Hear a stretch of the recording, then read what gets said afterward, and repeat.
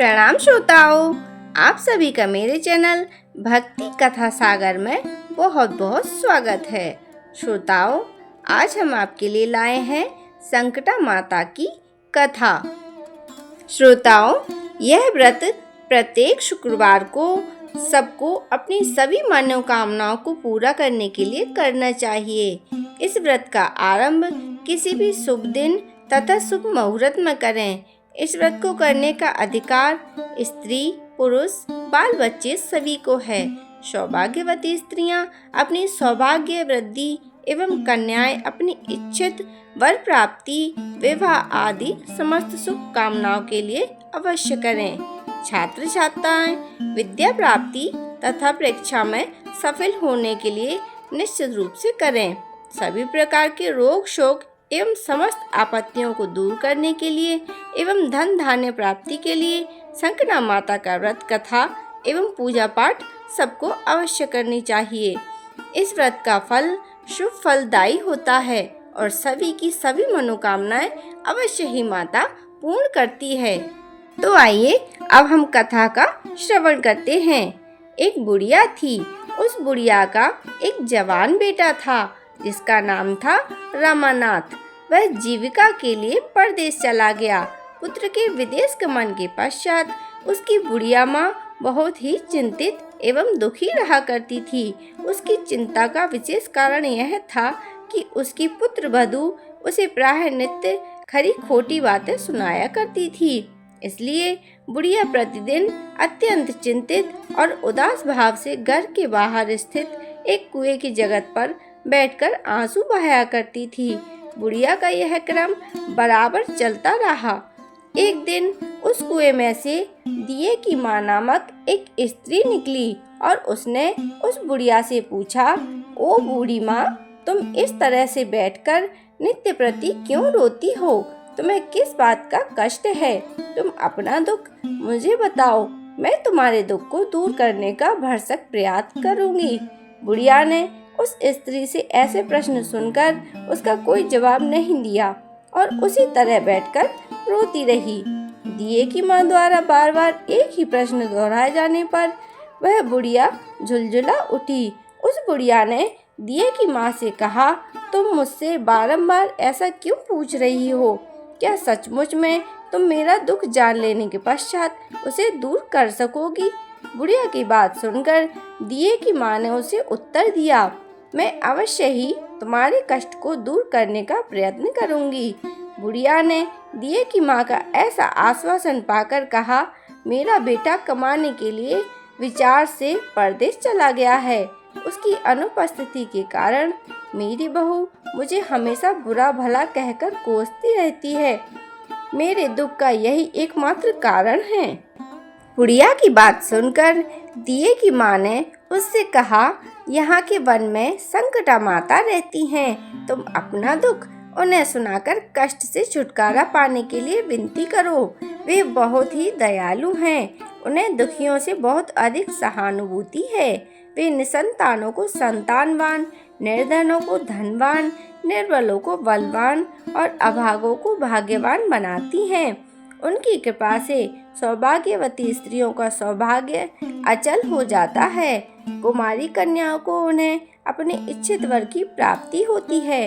रोगी को रोग से मुक्ति मिलती है और इसके अतिरिक्त और भी जो मनोवांछना है, जो मनोकामना है आप सभी की, वह उन सभी को पूरा करती हैं। इसमें कोई संदेह नहीं है। दिए की माँ से ऐसी विलक्षण बात सुनकर बुढ़िया संकटा जी के पास गई और उनके चरणों में गिरकर साष्टांग दंडवत करके विलाप करने लगी।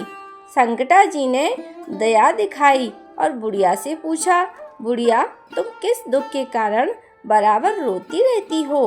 बुढ़िया ने कहा, हे माँ, आप तो सब कुछ जानने वाली हैं। आपसे कुछ भी छिपा नहीं है। आप मेरे दुख को दूर कर दें तो मैं अपनी करुण गाथा आपको सुनाऊं। उसकी बात सुनकर संकटा जी ने कहा, तुम पहले मुझे अपना दुख तो बताओ। दुखियों का दुख करना ही मेरा काम है। संकटा जी की ऐसे कहने पर बुढ़िया ने कहा, मेरा लड़का परदेश चला गया है। उसके घर में न रहने से मेरी बहू मुझे तरह तरह की बातें सुनाया करती है। उसकी बातें सहन करने के योग्य नहीं होती। इसी कष्ट के कारण मैं विवश होकर बराबर रोया करती हूँ। बुढ़िया की इस दर्द भरी गाथा को सुनकर माता संकना ने कहा, तुम घर जाकर मेरे लिए मनौती मना दो कि हे संकटा माता, यदि मेरा लड़का सकुशल घर वापस आ जाएगा तो मैं आपकी पूजा करूंगी और सुहागनी स्त्रियों को आमंत्रित करके उन्हें भोजन कराऊंगी। संकटा माता की कथानुसार उस बुढ़िया ने घर आकर लड्डू बनाए, परंतु विचित्र बात यह थी कि जब भी बुढ़िया 7 लड्डू बनाती, 7 की जगह 8 लड्डू बन जाते थे। इस बात से बुढ़िया बहुत ही असमंजस में पड़ गई कि ऐसा होने का क्या कारण है। कहीं मेरी गलती से गिनती करने में भूल तो नहीं हो रही है, अथवा अपने आप 8 लड्डू बन जाने का कोई अन्य कारण है। इसी समय वृद्धा स्त्री के वेश में माता संकटा प्रकट हुई और बुढ़िया से कहा, क्यों बुढ़िया, आज तुम्हारे यहाँ कोई उत्सव है क्या? सुनकर बुढ़िया ने कहा, हाँ, आज मैंने संकटा जी के लिए सुहागनें खिलाने का आमंत्रण दिया है, किंतु जब गिनकर 7 लड्डू बनाती हूँ तो वे लड्डू अपने आप ही 8 बन जाते हैं। मैं इसी बात से बहुत चिंता में पड़ गई हूँ। बुढ़िया की बात पर संकटा जी ने कहा, क्या तुमने किसी बुढ़िया स्त्री को भी निमंत्रण किया है? बुढ़िया कहने लगी, मैंने तो ऐसा नहीं किया, परंतु तुम कौन हो? संकटा जी ने कहा, मैं बुढ़िया हूँ, मुझे ही तुम आमंत्रण कर दो। ऐसा सुनकर बुढ़िया ने उस संकटा रूपी धारी बुढ़िया को भोजन के लिए निमंत्रण कर दिया। इसके बाद बुढ़िया के घर पर सभी आमंत्रित सुहागिनें आ पहुंची और बुढ़िया ने सबको लड्डू एवं अन्य मिठाई दी, भोजन कराया। इसमें माता संकटा जी की कृपा से उस रमानाथ के मन में अपनी माता एवं पत्नी के मिलने की प्रबल इच्छा उत्पन्न हुई। सुहागनों के भोजन करते ही उस बुढ़िया का लड़का प्रदेश से अपने घर आ गया। लड़के के आने की सूचना बुढ़िया को दी गई, लेकिन बुढ़िया अपने काम में लगी रही। उसने कहा, लड़के को बैठने दो, मैं सुहागनें जमाकर अभी आती हूँ। लड़के की बहू ने पति आगमन का समाचार पाकर पति के स्वागतार्थ वहां से तुरंत प्रस्थान कर दिया। लड़के ने अपनी बहू को देखकर मन में विचार किया कि मेरी पत्नी को मेरे प्रति कितना प्रेम है, जो खबर पाते ही मुझसे मिलने के लिए चली आई। परंतु मेरी माता को मुझ पर जरा भी स्नेह नहीं है, क्योंकि खबर पाकर भी माता ने आने की बात न सोची। जब पूजा का काम समाप्त हो गया और सब सुहागनें भोजन करने के बाद अपने अपने घरों को लौट गईं, तो बुढ़िया ने अपने बेटे से मिलने के लिए उसके पास आ पहुंची। माँ के आने पर लड़के ने पूछा, माँ, तुम अब तक कहाँ रह गई थीं? माँ ने उत्तर दिया, बेटा, मैं तुम्हारी कुशलता के लिए ही मैंने संकटा माता से मनौती मांगी थी और उसी का व्रत पूरा करने और सुहागनें जमाने में रह गई थी। संकटा माता की कृपा से लड़के का मन अपनी स्त्री से हट गया।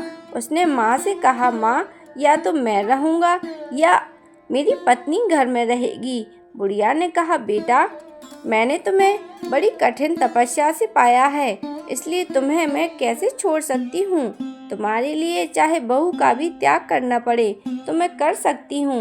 अतः लड़के ने अपनी स्त्री को घर से निकाल दिया।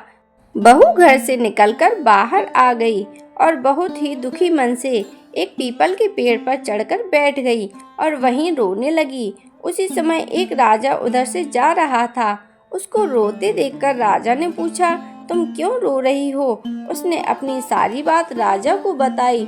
राजा ने कहा, आज से तुम मेरी धर्म बहन हो, इसलिए तुम रो मत और पेड़ से नीचे उतर आओ। मैं तुम्हारे सभी कष्टों को दूर करने का यथासंभव प्रयत्न करूंगा। राजा के मुख से ऐसी बात सुनकर वह स्त्री पेड़ से नीचे उतर आई और राजा के साथ साथ उसके महल में चली गई। घर जाकर राजा ने अपनी रानी से सारा वृतांत कह सुनाया और रानी को संबोधित करते हुए कहा, देखो, यह आज से मेरी धर्म बहन है, इसको किसी प्रकार का कष्ट नहीं होना चाहिए।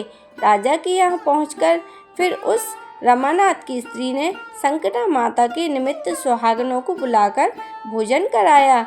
लड्डू बांधकर रानी को भी न्योता दिया। जब सभी सुहागनें लड्डू खाने लगीं तो रानी ने कहा, मुझे तो रबड़ी, मलाई तथा सुस्वाद मिष्ठान भी हजम नहीं होते, तो मैं ये पत्थर के समान कठोर लड्डू कहाँ से हजम कर पाऊंगी। ऐसी अवहेलनापूर्वक बातें कहकर रानी ने लड्डू खाने से इनकार कर दिया। संकटा माता की कृपा से सुहागनों के खाते खाते ही उस स्त्री का पति अपने घर से उसको लेने के लिए आ गया। यहाँ आकर अपनी पत्नी को माता संकटा जी की पूजा करते हुए देखा तो संकटा माता को हाथ जोड़कर उसने अपनी पत्नी से कहा, हे प्रिय, मेरे अपराध को क्षमा करो। पत्नी ने कहा, पतिदेव, यह सब प्रारब्ध से ही होता है, इसमें किसी का कोई दोष नहीं है। आप मेरे ईश्वर रूप हैं, मेरे ही अपराधों और आप क्षमा कर दो। यह कहकर उन दोनों ने मिलकर माता की सविधि पूजा की। पूजा की समाप्ति होने पर वे दोनों स्त्री पुरुष प्रसाद खाकर अपने घर जाने के लिए तत्पर हुए। जाते समय बहू ने उन रानी से कहा, मुझको जब दुख पड़ा तो मैं अपने धर्म भाई के साथ तुम्हारे घर चली आई थी, और यदि तुमको भी किसी तरह का कष्ट पड़े तुम मेरे यहाँ निसंकोच भाव से चली आना। ऐसा कहकर बहू अपने पति के साथ राजा के घर से विदा हो गई। संकटा माता का निरादर करने के कारण रानी पर संकटा माता का कोप हो गया और बहू के जाने के बाद ही उसका सारा राज्य तहस नहस हो गया। ऐसी विपत्ति में पड़कर रानी ने राजा से कहा, ना मालूम वह तुम्हारी धर्म बहन कैसी थी कि उसके यहाँ से जाते ही यहाँ का सब कुछ नष्ट भ्रष्ट हो गया। राजा ने रानी से कहा, वह जाते समय कह गई थी कि मेरे ऊपर कष्ट पड़ने से मैं तुम्हारे यहाँ आई थी। कदाचित तुम्हारे ऊपर भी जब कोई कष्ट आ पड़े तो तुम मेरे घर निसंकोच चले आना, इसमें जरा भी संकोच मत करना। इसलिए अब हम लोग उसके यहाँ ही चलना चाहिए। ऐसा निश्चय कर राजा रानी दोनों ही अपनी धर्म बहन के घर गए। वहां जाकर रानी ने कहा, बहन, तुमने हमारे यहाँ ऐसा क्या कर दिया कि तुम्हारे आते ही हमारी सारी संपत्ति नष्ट हो गई और हम लोग बहुत ही परेशानी में पड़ गए। रानी की ऐसी बात सुनकर उसने कहा, बहन, मैं तो कुछ नहीं जानती, मेरी करता धरता तो सब कुछ संकटा माता ही है, उसके अतिरिक्त और कोई दूसरा नहीं है। इसलिए मेरी राय से तुम भी संकटा माता से अपनी भूलों के लिए क्षमा याचना करो। उन्हीं की मान मनौती से तुम्हारा सारा काम बन जाएगा और तुम्हारा बिगड़ा हुआ दिल सुधर जाएगा। उसके कथानुसार रानी ने श्रद्धा भक्ति से संकटा जी का व्रत किया और सुहागनों को जिमाया तथा अनजान में हुई अपनी भूल भालों से संकटा माता से बारंबार क्षमा मांगी। रानी के ऐसे करते ही संकटा माता प्रसन्न हो गई। रात में रानी को स्वप्न दिया कि तुम दोनों कल सुबह अपने घर को चले जाओ, वहां जाकर मेरी पूजा और व्रत करना तथा मेरे निमित्त सुहागनों को जिमाना। ऐसा करने से तुम्हारा गया हुआ राजपाट तुम्हें फिर से वापस मिल जाएगा। सुबह होते ही राजा रानी अपने घर को चल दिए। घर आकर स्वप्न के अनुसार सब काम किए। ऐसा करने से उनका बिगड़ा हुआ दिल सुधर गया और राजपाट मिल गया। वे लोग पहले की तरह राज्य का सुख भोगने लगे। बोलो संकटा माता की जय। श्रोताओं, कमेंट में संकटा माता की जय अवश्य से लिखें। संकटा माता की इन भक्तों की कथा को जो भी सुनेगा या सुनाएगा और नित्य प्रति जो उनकी पूजा पाठ तथा व्रत आदि करेगा, उसे किसी प्रकार का कष्ट नहीं उठाना होगा। उनकी सारी इच्छाएं निश्चित रूप से पूरी होंगी, इसमें कोई संदेह नहीं है। तो भक्तों, अगर आपको मेरी वीडियो अच्छी लगी हो तो मेरी वीडियो को लाइक करें, शेयर करें और मेरे चैनल को जरूर से सब्सक्राइब कर लें और बेल आइकन जरूर से प्रेस कर दें ताकि ज़रूरी नोटिफिकेशन आप तक जरूर पहुंच सके। वीडियो देखने के लिए आप सभी का बहुत बहुत धन्यवाद।